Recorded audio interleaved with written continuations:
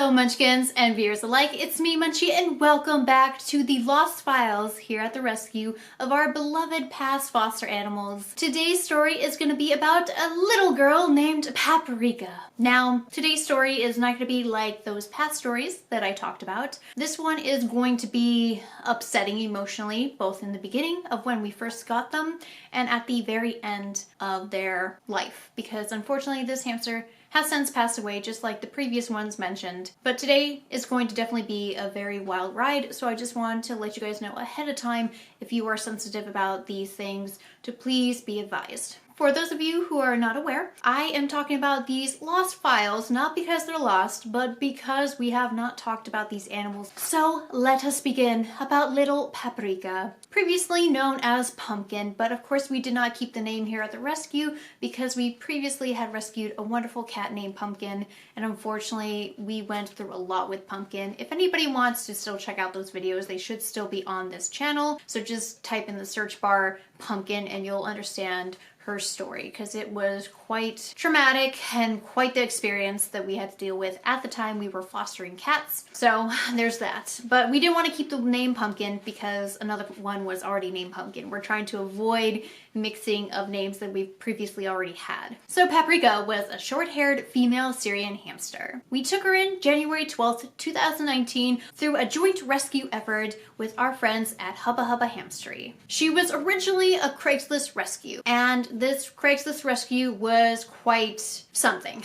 I'm just gonna say that. It's very upsetting, but let me just discuss it. Originally, she was saved from a home that unfortunately treated her like an accessory. And it was not a very good sight because my friend went in to see the hamster in their home, and their home was littered with cats and another male Syrian hamster that was in another small tiny enclosure. The reason why she was rehoming Paprika was because she just had a newborn and could no longer care for Paprika. As you guys probably saw from the ads picture, she was living inside of a Walmart enclosure, which is very tiny and unfortunately had improper wheels as well. In the ad, she says she was rehoming everything, but unfortunately when we got the hamster, she would only be willing to rehome the hamster, and usually we do want to get the enclosure with the hamster so she doesn't end up going back and reusing it, but she ended up keeping it because she was going to be keeping the male Syrian hamster even though he wasn't in the best of care, and we did indeed ask if she would be willing to rehome him too, but she said no. So you can only do as much as you can. I know people have asked me all the time, well, you should have done this, you should have done this. When you are going and trying to help out an animal, you can only do so much that's in your control. This was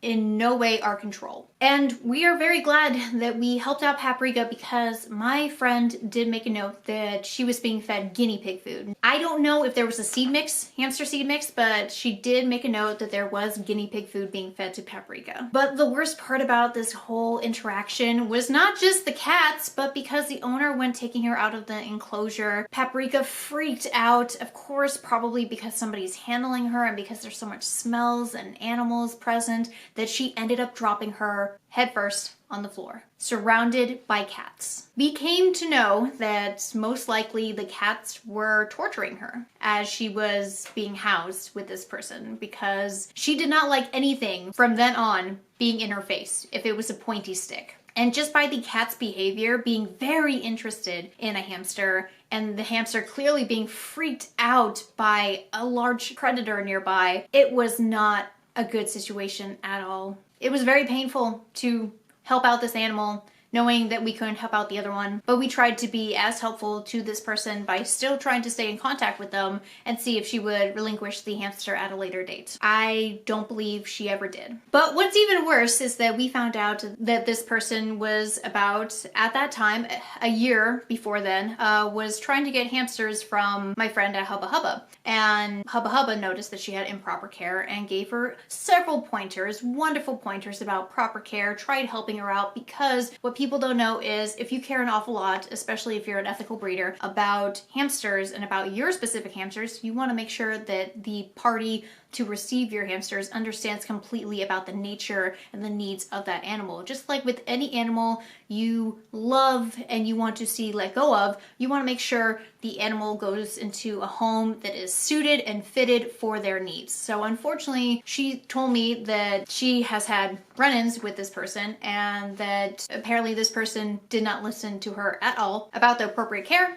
And now you can probably see why. And that's another thing I just kind of want to talk about real quickly here. Even though being told about appropriate care and about what hamster needs this, what hamster needs that, there are people out there that unfortunately do act very selfish and go, well, I'm not going to do any of what they said, even though they are clearly more experienced than I am, because I want the hamster to fit my needs and my lifestyle. Instead of understanding you need to come together and don't force the animal to be in your lifestyle. Just like you wouldn't force, say for instance, like a reptile, you wouldn't force a water dragon to just be on land all the time because you want him to be in land and don't want to give him access to water, which he likes to go ahead and swim in. For goodness sakes, his environment outside in the wild is all tropical and in the water. And so if you're not providing that in a domestic setting for the animal, of course, that is very neglectful. Whether it be intentional or not, it's just not a good situation. And there unfortunately are people out there that says, well, I'm gonna get this anyways, and it's a bad idea. Please. Listen to me. It's a bad idea to think that way. Well, I'm just gonna go ahead and get this not knowing much about it, and then you're gonna find out later you have a bad experience. That animal is gonna have a bad experience. It's not okay. So just making it clear, this was a person, unfortunately, that wanted something, got something, and then ended up not wanting it anymore because there was other responsibilities she needed to take care of at that time. So like I said, she was scared of interaction when we got her. She did not want anything inside of her enclosure. At the time, I like to feed the animals live mealworms, and occasionally I would do so. And at that time, I was feeding everybody at the rescue live mealworms, and she went and instead of attacking the mealworm, she went and attacked the tongs that I had the mealworm on, and it broke my heart. Now, after that, she only did it once or twice, but then stopped, and I was thankful because she was more relaxed at that point, knowing that no little paws are coming through her cage trying to get her, because there was no cats trying to get her. Because she was not able to be handled very well when we first got her, she transformed into such a sweet girl. I fell for her when nobody ended up adopting her. She didn't even get that many inquiries. Unfortunately, she did pass away at our rescue. When we first took her in, she was about 6 months of age, but unfortunately she passed away July 26, 2019 at 1 year of age. And the reason for this is because I noticed that there was a change in her and she began to balloon. I ended up calling my vet, scheduling an appointment, and I scheduled it for Saturday. And I do believe this was a Friday when she passed away, but she was very close to being seen by a vet, but I had this weird feeling that this could have been closed pyometra. Now,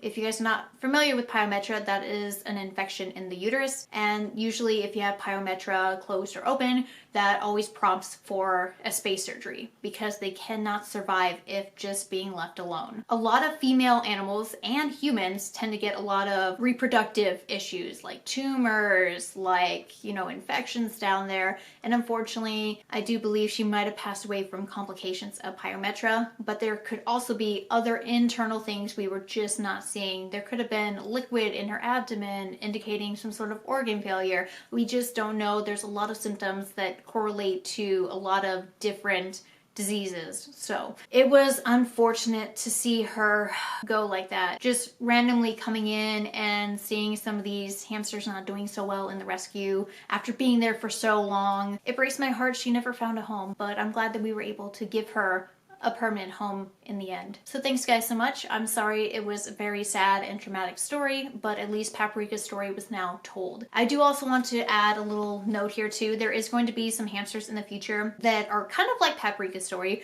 where there is one in particular that was only being fed guinea pig food. Now, we're not talking about Penelope here because Penelope's story was already said, but there is a hamster that I did not have the pleasure of introducing, and her story is so critical, so very critical, because she was so young and the care that she was being given was horrible. But just know that there is some stories that are going to be just like Paprika's here, that are going to not be good, that are going to be neglectful. So thank you for understanding that sometimes this just needs to be said and just to know about their story and where they came from. So if you enjoyed this series so far, hit like to show support. Comment down below with anything you'd like to say about Paprika's story. Maybe you've heard of a similar incident, or maybe know of a friend or something, because you guys tend to leave me comments about your friends or your family or even like school pets, which is horrible to hear that somebody is mistaking care of an animal at a school environment. So thank you so much for your stories, because I do like listening to them and reading them. And if you're new here and would like to become a part of the Munchkin family, please subscribe. And I'll see you around in the next video. Bye bye!